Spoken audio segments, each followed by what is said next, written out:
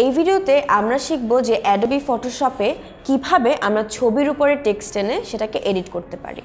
তো এটা হচ্ছে আমাদের একটা ছবি যেটা আমরা এনেছি। তো এটার পিছনে লেয়ারে কি আছে বলতো, ব্যাকগ্রাউন্ড আছে। তো এই ছবিটার উপরে আমরা একটা টেক্সট আনতে চাচ্ছি।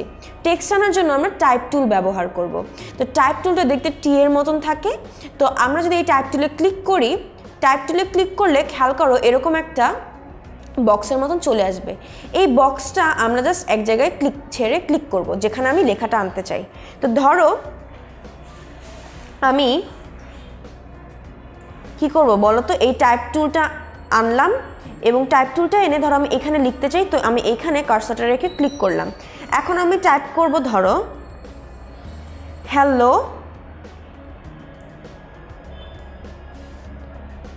হ্যালো টাইপ করলাম। তাহলে এই যে হ্যালো টাইপ আমি করলাম, এখন এই যে হ্যালো লেখাটা আছে এই লেখাটাকে আমরা কিভাবে এডিট করব সেটা দেখব। আমরা কি করব, টাইপ টুল সিলেক্টেড অবস্থায় পুরো টেক্সটটাকে সিলেক্ট করব। সিলেক্ট করবার পরে এটা কীরকম হবে সেটা নির্ধারণ করব। ধরো এটাকে আমি বোল্ড করতে চাই, তো বোল্ড করলাম।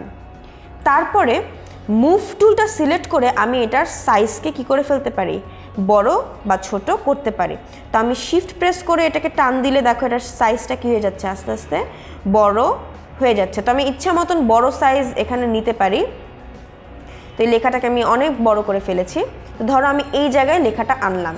তো এখন লেখাটার সাইজটা আমি বড় করেছি, লেখাটাকে বোল্ড করেছি।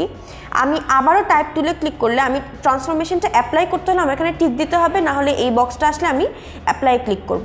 তো টাইপ টুলে ক্লিক করা অবস্থায় আমি এটা কী করতে পারি বলো তো, এটার ফন্ট আমি বিভিন্নভাবে চাইলে চেঞ্জ করতে পারি। তো আমার শুরুতে যে ফন্টটা ছিল মিরিয়াড প্রো, এই ফন্টটা এখানে থাকুক, কোনো সমস্যা নাই।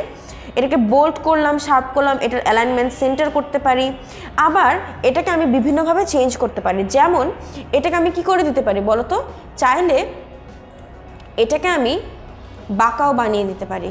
তাহলে এই টেক্সটটা কী হয়ে যাবে বলো তো, বাঁকা হয়ে যাবে। কিন্তু তার আগে এটাকে যদি আমি বাঁকা বানাতে চাই, আমার এই পুরো জিনিসটা কি করতে হবে বলো তো, এই পুরো জিনিসটাকে আমার সিলেক্ট করতে হবে। অর্থাৎ এই যে পুরা হ্যালো লেখাটা আছে, এই পুরো হ্যালো লেখাটাকে সিলেক্ট করে আমি যদি এখন আর্ক দেই, তাহলে খেয়াল করো এই লেখাটা কি হয়ে গেল বলো তো, বাঁকা হয়ে গেল। তাহলে উপরে আমার এই যে অপশনটা থাকে, এই অপশনটাকে ওয়ার্পড টেক্সট বলা হয়। ওয়ার্পড মানে কি, সেটা প্যারালালি থাকবে না, সেটা বিভিন্নভাবে বিকৃত অবস্থায় থাকবে। এটাতে ক্লিক করলে এখানে স্টাইলে আমরা বিভিন্ন অপশন দেখতে পারবো। এটা কতটুকু বাঁকা হবে সেটাও আমরা ডিটারমাইন করে দিতে পারি, কতটুকুন বাঁকা হবে বা কীরকম হবে। তো মোটামুটি বাঁকা রেখে আমি ওকে দিলাম। তাহলে এই ওয়ার্প টেক্সটটা দিয়ে আমি যদি রাইটে প্রেস করি, তাহলে দেখো এটা কী হয়ে গেল, ওয়ার্পড হয়ে গেল। তাহলে এই টেক্সটটাকে আমি বিভিন্নভাবে এখানে কি করে ফেললাম বলো তো, এডিট করতে পারলাম। তাহলে আমরা এই ভিডিওতে দেখলাম যে কিভাবে আমরা টাইপ টুল ব্যবহার করে কোনো একটা ছবির উপরে বা কোনো একটা ব্যাকগ্রাউন্ডের উপরে টেক্সট আনতে পারি, এবং এই টেক্সট চেঞ্জ করবা বা এডিট করবা প্যানেল থেকে আমরা কিভাবে সেই টেক্সটটাকে বিভিন্নভাবে এডিট করতে পারি। তাহলে এই ভিডিওতে আমরা ছবির উপরে টেক্সট এনে এডিট করা শিখলাম।